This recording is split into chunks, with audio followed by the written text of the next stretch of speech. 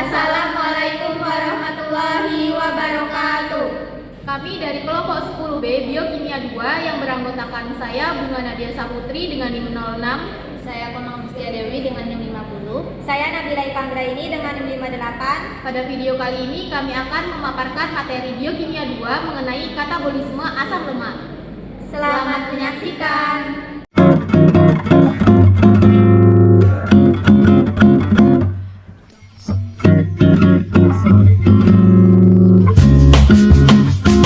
Tujuan, mahasiswa mampu menunjukkan sikap tanggung jawab untuk memahami katabolisme asam lemak. Katabolisme asam lemak adalah proses pemecahan asam lemak menjadi unit-unit yang lebih kecil untuk menghasilkan energi. Proses ini berlangsung di dalam sel dan terutama terjadi di mitokondria. Sel dapat memperoleh bahan bakar asam lemak dari 3 sumber yang dikonsumsi dalam makanan, lemak yang disimpan dalam sel sebagai tetesan lipid, dan lemak yang disintesis dalam satu organ untuk diekspor ke organ lain.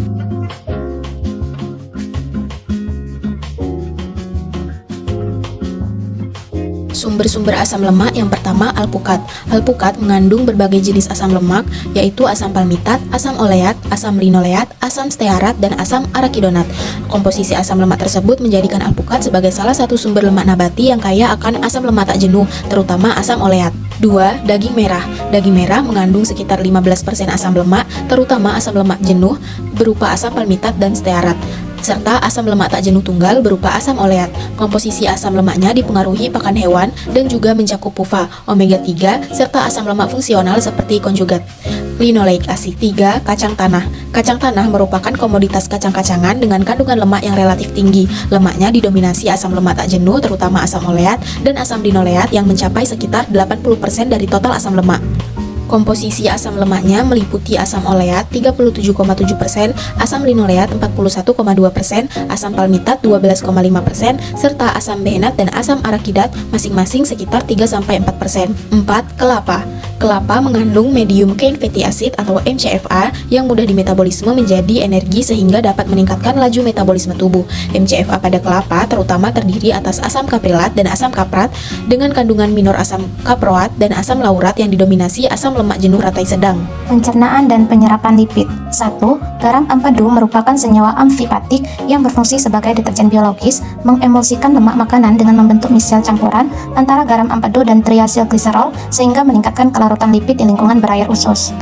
2. Pembentukan misel meningkatkan fraksi molekul lipid yang dapat diakses oleh enzim lipase pankreas yang larut dalam air.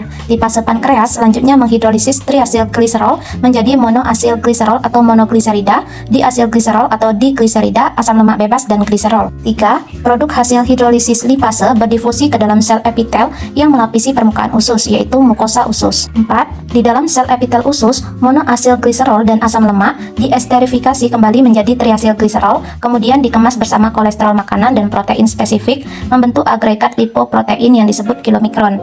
Kilomikron memiliki lapisan permukaan fosfolipid dengan gugus kepala menghadap fase air. Inti hidrofobik yang didominasi triasilgliserol lebih dari 80% massa, serta apolipoprotein pada permukaannya yang berperan dalam pengenalan dan metabolisme. Diameter kilomikron berkisar antara 100-500 nanometer. 5. Kilomikron yang mengandung apolipoprotein C2 dilepaskan dari mukosa usus ke dalam sistem limfatik, kemudian masuk ke aliran darah untuk diangkut menuju jaringan target, terutama jaringan otot dan jaringan adiposa. 6. Di kapiler jaringan otot dan adiposa, enzim ekstraseluler lipoprotein lipase yang diaktifkan oleh ApoC2 menghidrolisis triasilgliserol dalam kilomikron menjadi asam lemak bebas dan gliserol. Berikut proses katabolisme asam lemak di mitokondria. Tahap pertama, terjadi aktivasi asam lemak di sitosol, yang mana asam lemak diubah menjadi asil-CoA oleh enzim asil-CoA sintetase menggunakan energi dari ATP. Reaksi ini menghasilkan pirofosfat yang segera dihidrolisis untuk memastikan proses pembentukan asil-CoA terus berjalan. Karena asam lemak rantai panjang tidak dapat menembus membran mitokondria secara langsung, asil-CoA ini harus diubah terlebih dahulu menjadi asil karnitin melalui bantuan enzim karnitin asil transferase 1 di membran luar. Setelah asil karnitin terbentuk, molekul ini masuk ke dalam matriks mitokondria melalui transporter khusus yang terletak di membran dalam. Di dalam matriks, enzim karnitin asil transferase 2 melepaskan kembali gugus asil dari karnitin untuk digabungkan dengan koenzim A menjadi asil CoA. Karnitin yang telah bebas akan keluar kembali menuju ruang antar membran untuk digunakan ulang. Sementara proses masuk ini menjadi tahap pembatas laju karena dapat dihambat oleh keberadaan malonyl CoA.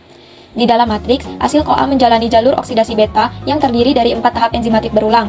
Tahap pertama adalah dehidrogenase yang menghasilkan FADH2 dan ikatan rangkap trans. Diikuti tahap kedua berupa hidrasi dengan penambahan molekul air. Tahap ketiga melibatkan dehidrogenase kembali untuk menghasilkan NADH, dan tahap terakhir adalah pembelahan tiolitik oleh enzim tiolase yang melepaskan 1 molekul asetil CoA serta menyisakan rantai asil CoA yang lebih pendek 2 karbon. Hasil akhir dari proses ini, misalnya pada 1 molekul palmitat, adalah 8 asetil CoA yang diperoleh melalui 7 siklus oksidasi. Asetil CoA tersebut kemudian masuk ke siklus asam sitrat untuk menghasilkan CO2 dan H2O. Sementara elektron dari NADH dan FADH2 digunakan dalam rantai transport elektron.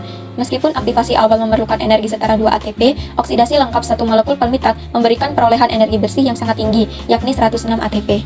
Adapun berikut perbandingan energi yang dihasilkan dari katabolisme asam lemak dan metabolisme glukosa. Kesimpulan, asam lemak diperoleh dari berbagai sumber pangan nabati dan hewani dengan komposisi yang beragam. Pemanfaatannya dalam tubuh diawali melalui proses pencernaan dan penyerapan lipid, terutama asam lemak, didistribusikan ke jaringan dan dikatabolisme di mitokondria melalui beta oksidasi untuk menghasilkan energi. Dibandingkan glukosa, asam lemak menghasilkan energi yang lebih besar per molekul sehingga berperan sebagai sumber energi cadangan jangka panjang, sedangkan karbohidrat lebih cepat dimanfaatkan sebagai sumber energi utama jangka pendek. Sekian video dari kami, terima kasih. Wassalamualaikum warahmatullahi wabarakatuh.